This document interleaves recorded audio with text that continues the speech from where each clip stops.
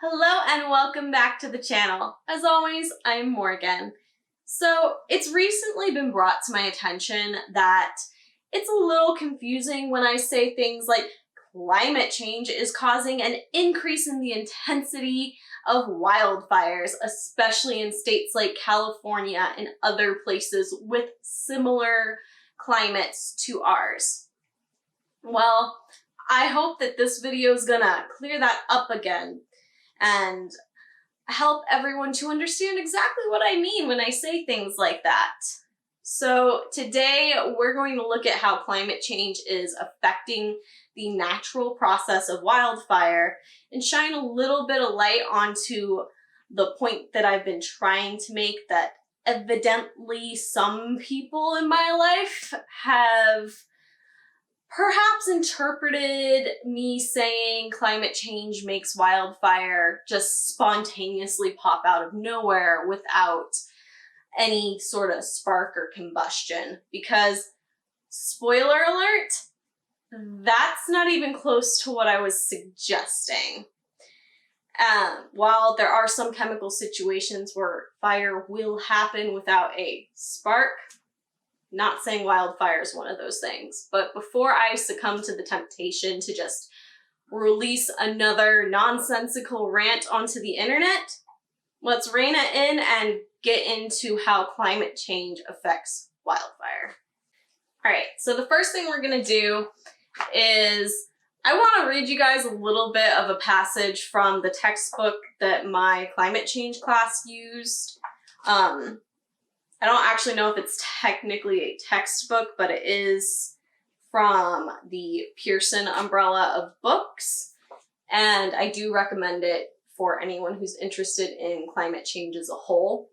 I will put all the textbook information down in the description below in my references section, but it does a good job of kind of making the climate change science understandable and graspable for anyone who doesn't necessarily have a science background.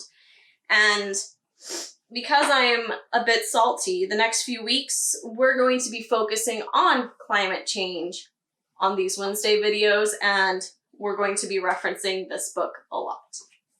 So the passage we're going to look at right now is on page 145 if you want to look at the book and check me later. Wildfires in North America have become more common in recent decades, and their incidence is likely to rise still further in response to climate change impacts such as increased drought, decreased winter snowpack, the amount of winter snow that accumulates at higher elevations, earlier melt leading to a longer fire season, and increased fuel load from forests killed or weakened by pests such as the pine bark beetle that have expanded their range due to warming winters. For mid-range climate change scenarios, it is predicted that the forest burning area in Canada could roughly double by 2100, which frankly sounds like a made-up year. Burgeoning populations in regions near the boundary between urban and forested areas will increase human vulnerability to wildfire. So let's take a minute to unpack all of that and what that means. So now, first of all, we're kind of focusing on North America here because that just happens to be where most of the wildfire data, at least at this book and most of the papers that I've read and other sources that I've looked at, most of the data seems to come from North America.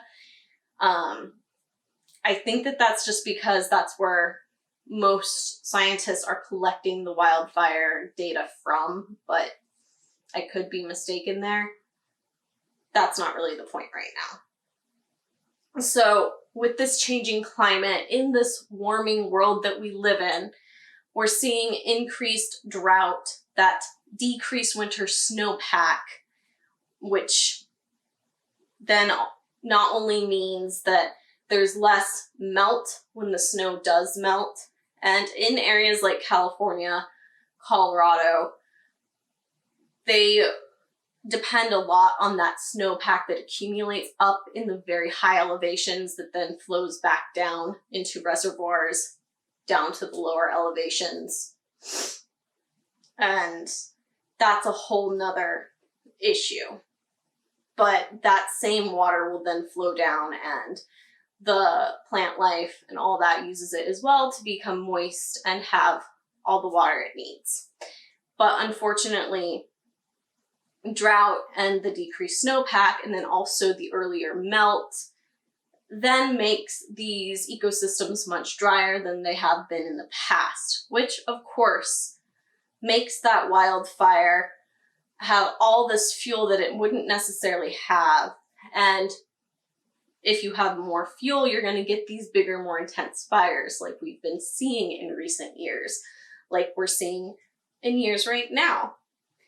So moving on a little bit, the mid-range climate scenario section, where it's predicting that there's going to be a doubling of the forest burning area in Canada by 2100, which sounds made up right now when we think of it, but that year's gonna sneak up on us before we realize.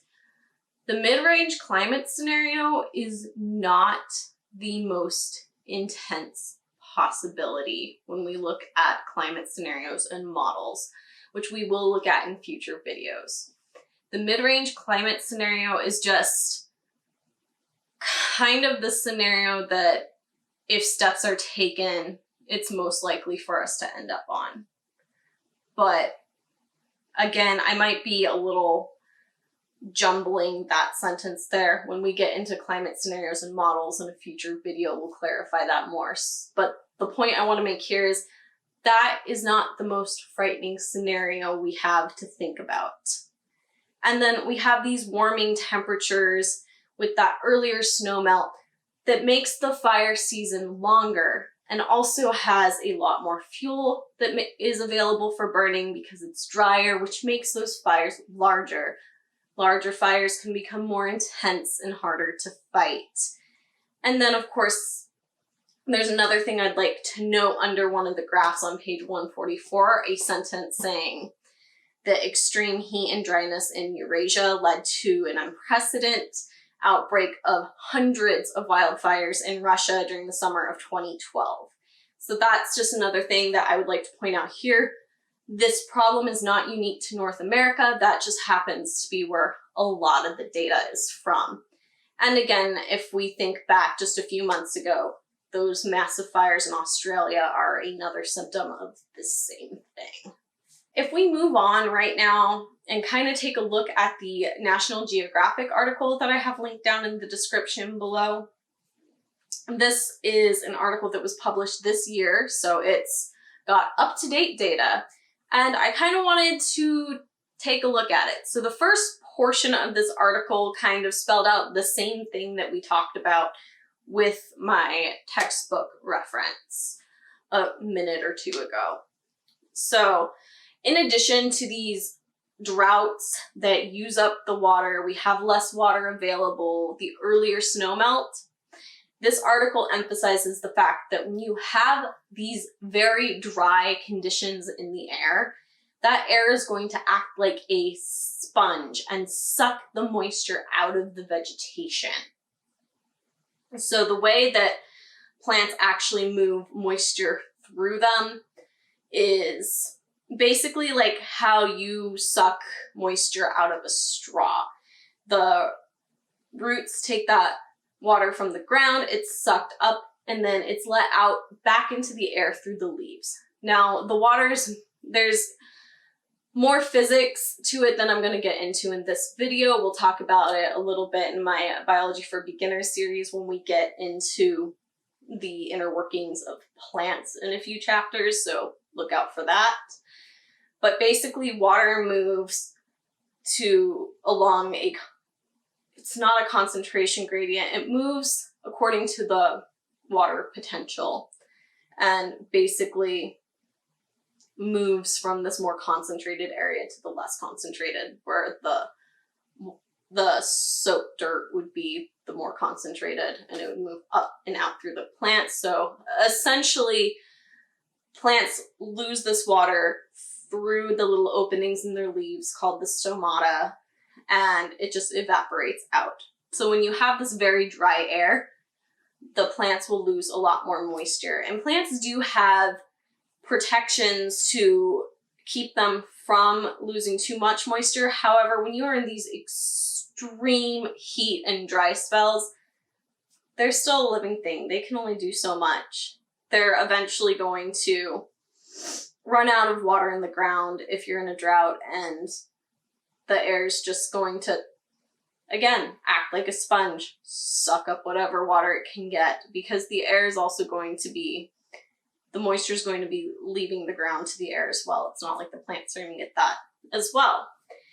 And so this dry spell where the air sucks the moisture out has led to trees dying off because there's just not enough water to sustain them. This might be a little shocking, but you know, trees need quite a lot of water to survive. Now, yes, there are desert species that are drought resistant, but drought resistant does not mean that they're going to live forever with absolutely no water. And these large areas where we have tree and other plant die-offs because of these dry spells, because of the no water, means we have more fuel for these wildfires. And if we take a look at this graph from the National Geographic article that I've pulled, you actually see the 2020 wildfire potential. So all the colors showing here, you can see in the little table, or not table, legend on the left.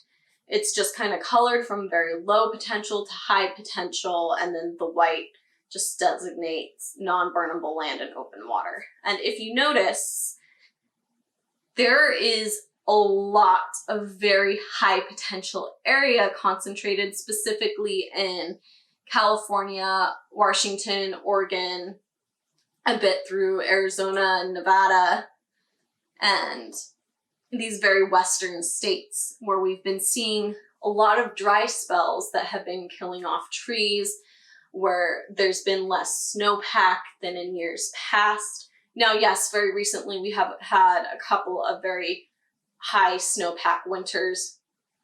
That hasn't been the normal trend recently. So those are kind of more anomalies, but the point is we are still seeing the water dry off very quickly because of these extended dry spells with the extreme heat we're seeing in these areas. And specifically, this article talked a lot about the more higher elevation, getting into alpine areas, where normally wildfire wouldn't be such a big deal because these ecosystems are adapted to it, the trees, whatever, I got this shit. Well, because we're having these tree die-offs, it becomes more of a problem. So since the 1970s, the fire season has basically extended by at least 84 days. What that means is fire season has become 84 days longer since the 1970s, which honestly is not that long ago. That is a fairly short period of time for fire season to have extended that much. Specifically, this article mentions that CAL FIRE, so the big overall fire protection for the state of California, no longer considers California to actually have a distinct fire season. According to CAL FIRE, fire season is year-round, baby. We get it all year, which is a little terrifying. Normally, how the ecosystems in California would work under the historic conditions based on data that has been collected for very, very long amounts of times is fire season would be end of summer through about the endish of fall, and we should have a wet season in the winter and early spring. And then in mid to late spring, we have a lot of growth. And then summer, things heat up, die off, fire season, start it all again. We're not really seeing that now. So we have year-round fire season. Lovely, that's great. And this has to do with how the climate is changing. This has to do with the intense heat we get. It's October 4th as we're filming this video right now, and it was, oh boy, it was about 90 degrees by 10 a.m. this morning. So my aunt and I were out working on some stuff with my horse that I'm training, and by 10 a.m. it was time to come in. We'd already gotten the work we needed to do done, but boy, are there a lot of projects outside that I wish I could be doing, but this extreme heat is killing me and it's freaking fall. This is not a normal condition. This has to do with the changing climate, the heat waves we're seeing, and the very dry conditions we're seeing, which is helping to increase the intensity of all of these wildfires that are going on, not just in my state, but in other states as well, and in other parts of the world. And again, these fires are growing larger and more intense. And this was emphasized in the National Geographic article. So even with plants that need fire to reproduce, like some conifers in the high elevations, conifers are things like pine trees. The fires that they have been adapted for are not the fires that they're seeing anymore. They can't live through and reproduce through these very intense fires. And this is according to a forest ecologist and fire expert from the University of California, Berkeley, Scott Stevens, that was interviewed for the Nat Geo article. He went on to say that the fires are killing very large patches of conifers, so like 200, 300, 500, 1,000 acre patches, and some patches even larger, when historically fires would only kill maybe about an acre. But this is leading to another problem with these conifers, even though they need, and like other plants that propagate via fire. The problem is, even though they need these fires to reproduce, when you have such large patches that are killed by fire, you don't have the same growth conditions for the new seedlings that pop up. You don't have the shade, you don't have the cooling effect, you don't have the protection from the elements that these seedlings would normally have. So it leaves this massive open area where other species, some that are very highly flammable, can move in that will grow faster and just outcompete the larger species that would normally be protected by this shade, by the canopy that wouldn't allow these other species to grow. So basically, at least in the case of the trees, they cannot reliably self-propagate, and that's a problem. That's going to be a management problem. We're losing forests.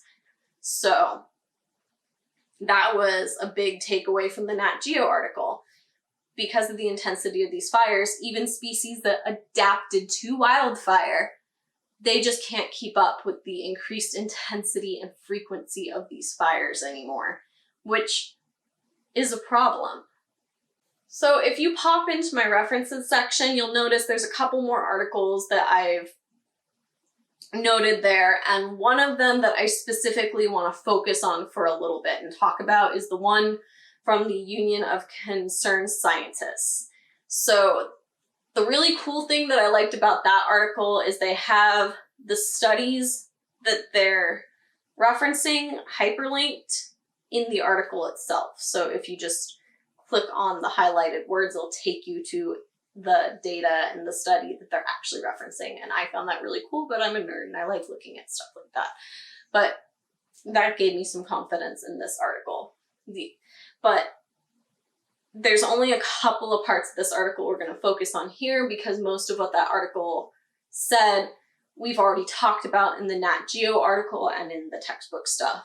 These fires are increasing in intensity and in frequency, and that's concerning, that's a problem, climate change is to blame. But a very interesting part that I wanted to look at in this article specifically talks about Alaska. And that's kind of a state that gets ignored a lot, I think, when we're talking about things like this. Specifically wildfire. There's other climate change things where we will reference Alaska, but wildfire is where it kind of gets ignored. But one of the things that's important is that the temperatures in Alaska are increasing about twice as fast as the rest of the United States, which, I mean, makes sense. Alaska is up by the Arctic Circle. Alaska is very cold. Alaska is full of alpine and tundra ecosystems. So it has more wiggle room to rapidly increase in temperature trend-wise. So in Alaska, we're seeing fires that are increasing in frequency and size, which is to be expected when you have temperatures rising like that. And specifically, 4 of the 10 largest fire years occurring in the last 4 of the 10 largest fire years occurred in the last 15 years, which some people may not think is significant, but 15 years, when you're thinking about only 10 large fire years, 4 of them occurred within the last 15. That's really not a very long frame of time for that to happen, especially when each of these large fire years, over 2 million acres burned. So yes, Alaska is a very large state, but that is a significant thing. And another thing that I would like to note, kind of as an aside, a lot of times when we're looking at how climate change is going to affect places, we'll look at these more sensitive ecosystems because they're going to possibly be an indication of how the more mild or moderate climated ecosystems are going to change in the future, because it's going to be the sensitive ecosystems that are going to show more dramatic changes first. And then the other thing from the same article, they talked a little bit about the southeastern United States. So the southeastern United States also has a lot of wildfires in them. I know that California and the western states in North America, specifically in the United States, are talked about a lot in our wildfire conversations, but the southeastern United States also have a lot of wildfires.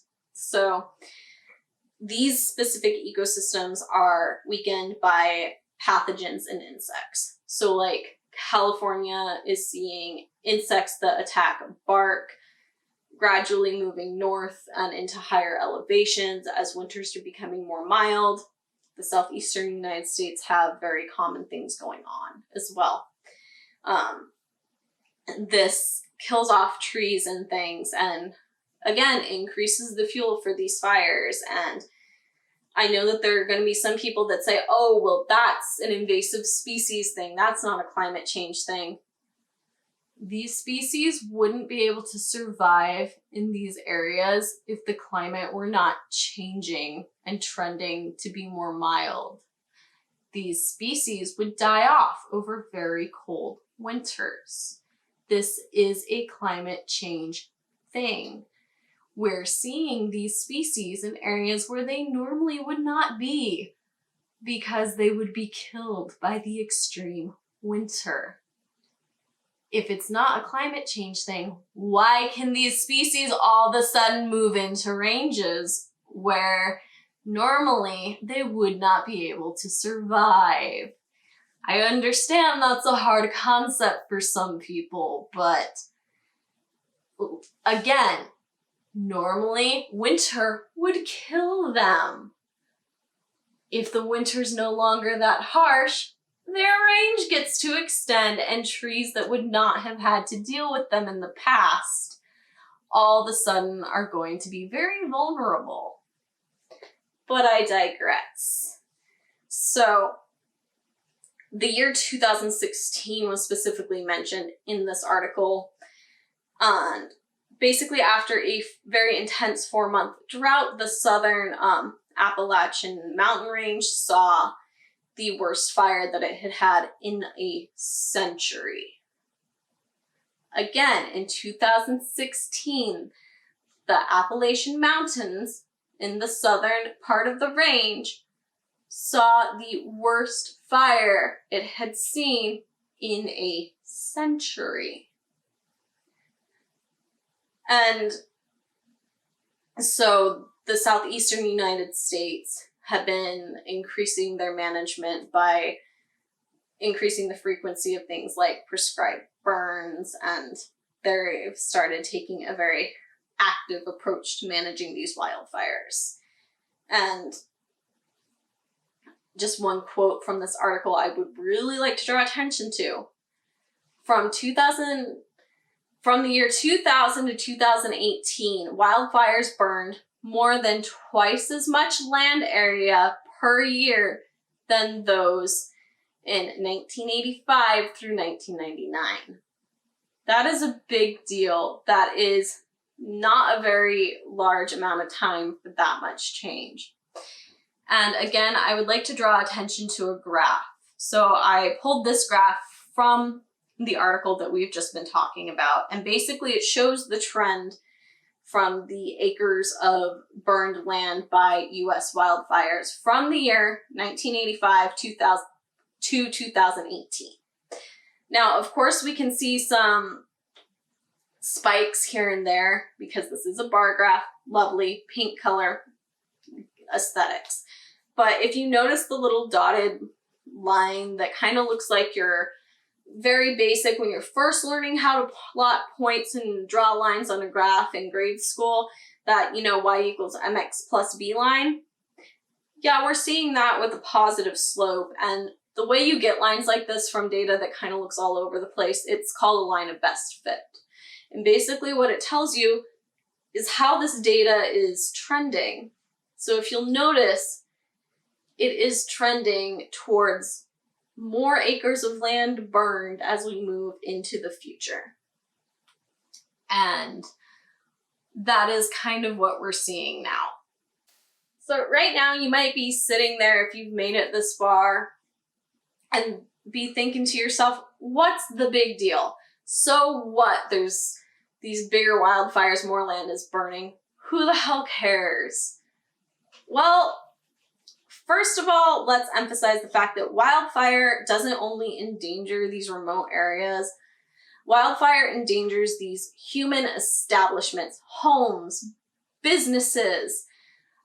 Wildfire can burn them down as well. And we're seeing these buildings and human civilization encroach more on these wildfire-prone ecosystems and move into these previously undeveloped lands. And so as fires pop up, those buildings, the civilization that's near there, guess what? That's in danger all of a sudden. That is a financial burden possibly on people, on governments, on all those things that shell out dough to compensate for lost human stuff. And we see that these intense fires change ecosystems. Specifically, I highly recommend you go read that National Geographic article. It's kind of long, but it does really break things down in a way that I'm going to say I don't have time to, but clearly I have forced myself to have time to. So it breaks it down really well. And so again, we're seeing ecosystems changing because they just can't bounce back. Even these fire-adapted ecosystems can't deal with the fires we're seeing today. And that is problematic because we can possibly lose ecosystems that way, which then we lose biodiversity and other things that are an issue with a changing climate. Another thing about these intense wildfires is that they're not only endangering ecosystems, but they endanger the lives of the firefighters that respond to them and work their butts off to protect other people and to help keep them in control. And in some cases, we're seeing some fires popping up that are kind of too dangerous to actively fight right away. We're seeing fires where the only real plan is evacuate anyone that may be in danger and kind of keep an eye on it and hope that it doesn't get too out of control. Now, of course, there are like fire retardants, things that are dropped outside the area, but the point is we're seeing an increase in the frequency of these fires that are too intense to actively fight. And I fail to see how that's not a problem, because the lives of these firefighters matter. These people are literally putting their life at risk to protect yours. And if you are one of them, as someone living in a fire-prone area, you have my unending gratitude. Some of my early memories growing up are evacuating because of fires. I used to live on Paradise Mountain in Valley Center, California, and I remember evacuating, and I remember coming back post-evacuation to see my neighbor's house burnt down and our property around our house completely black. And to think that if that fire were to have happened, say, this year, it could have been more intense. That's terrifying, because the firefighters that were there are the people that kept the homes that were able to stand safe. Now, my neighbor's house at that time had a lot of other vegetation around it and things that were flammable. His house was not savable.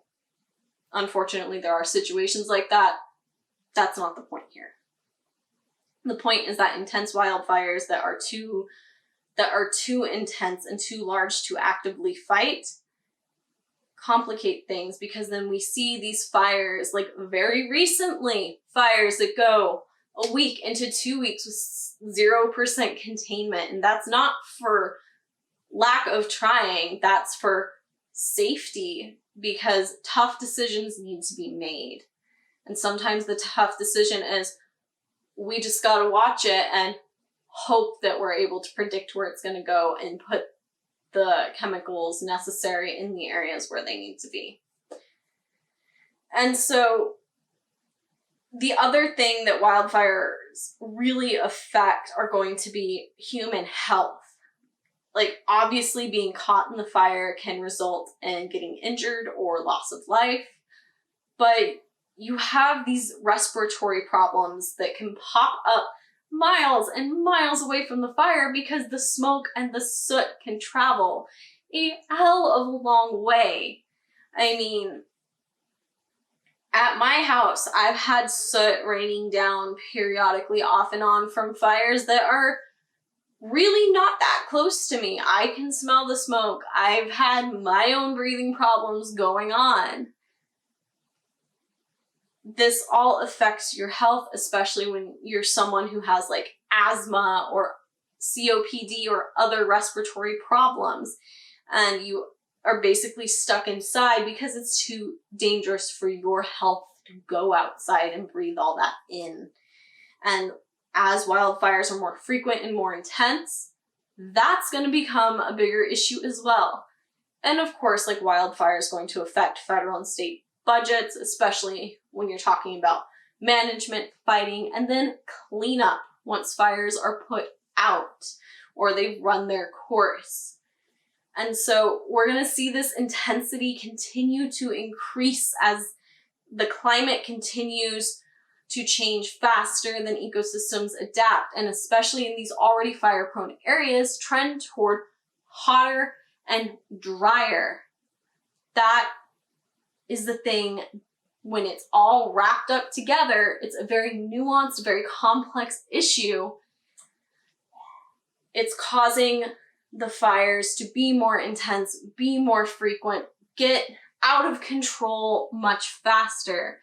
And so this can all be helped by shifting towards things like renewable energy with combinations of wind, solar, hydropower, and geothermal energy, and move off of the fossil fuels that are contributing to the climate change that are causing these areas to trend towards hotter and drier, and shift these ecosystems because of the climate patterns that are shifting faster than the ecosystems can keep up and adapt to. Again, I'm going to reiterate, fire-adapted ecosystems are seeing fire intensity that they just cannot deal with. And also, like, this can be helped with forest management plans that also have to go hand in hand with shifting towards renewable energy. But these forest management plans have to include manual reforestation of these areas that have been destroyed by the intense fires, because, again, the trees cannot reliably propagate themselves anymore. The acreage being burned is just too much, and the seedlings are no longer protected. They can be outcompeted by the more flammable grasses and things that can then move into land that was once forest. And so they need a little human help sometimes. And then, of course, the prescribed burns when it's safe. So I've seen this question pop up a little bit in general conversation. Why doesn't California have more prescribed burns than other Western states? It's not safe to do it. Even if it's a controlled burn, it can get out of hand, especially in these very dry, very hot times. There are situations in which a prescribed burn is just not an option, because even if it's professionals taking care of it, it can still go very bad very fast. And that's the thing, we're seeing these intense fires. They didn't take a long time to get that intense. They got very intense very fast, which is one of the things that makes them so dangerous. So again, this forest management and the shifting towards renewable energy has to go hand in hand to have any sort of impact. And, you know, as humans are one of the causes, our activity has directly caused this climate change trend to happen. The least we can do is work to help mitigate the negative effects. I mean, we're sharing this planet with all the other species here. Why is our species so narcissistic that we balk at the idea of shifting our way of life a little bit to help other species? That just boggles my mind. So, in conclusion, yes, wildfires have sprung up as a result of some spark.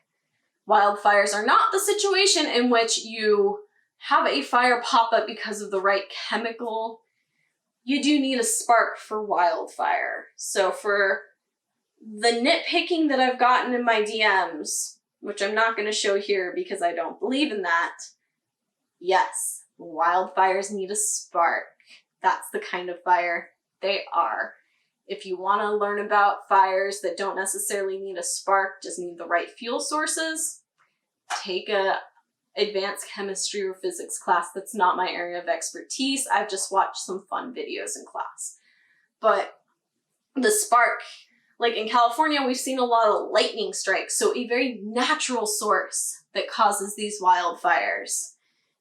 And of course, it also happens because of human activity as well. And it's not always like intentionally set. Most of the time, it's going to be an accident. Occasionally, you see arson. Sometimes it's a gender reveal campfire with a spark that got out of hand, cigarette butt. But wildfire happens via these anthropogenic sources or natural sources like lightning strikes. And no, to reiterate, climate change does not make wildfires just spontaneously pop up out of nowhere. I was not suggesting that to begin with. But climate change does affect how intense the fire is and how frequently we see these intense fires and how quickly these fires can get out of control. And if you're still questioning how it does that, clearly you have not been listening to a single word I've said in this entire video. And I suggest you go back and watch again. I could use more views. Thank you very much. And read my sources down below because they probably explained it a lot better than I did with a lot less anger and ranting. And this is a phenomena that we will continue to see as the climate continues to change, especially towards hotter and drier temperatures in these fire-prone areas. So I'm going to link the other videos where I've talked about wildfire in the description below. I highly recommend you go check out the sources on this one. It's cool if you're not going to shell out the money to look at the book. I think it's only like a $30 or $40 book, but still, whatever. The Nat Geo article is excellent and really does talk about everything the book does and goes into much more detail. So I'm sure that you're a little sick of me by now. I know this video's gone on a little long, but I have a lot of feelings, and these ones that I've put a lot of effort into researching tend to be a little long because I like to put a lot of detail into them. So I hope you have a wonderful rest of your morning, day, evening, night, what have you, and I will see you all in the next one. Thank you again for watching this video. Don't forget to like, comment, subscribe, and ring that bell if you would like to see more. And if you'd like to follow me on any of my other social medias, the links are down in the description below. Don't forget to check out thereptilegoth.com for all of my articles and blog posts. If you found any value in this video and you would like to help support the channel, please check out my Patreon page. That link is also in the description down below. And a special thanks goes out to my Diamond Dragon patron, Diane V. What you're doing is really helping me fund a dream here. I will see you guys all in the next one.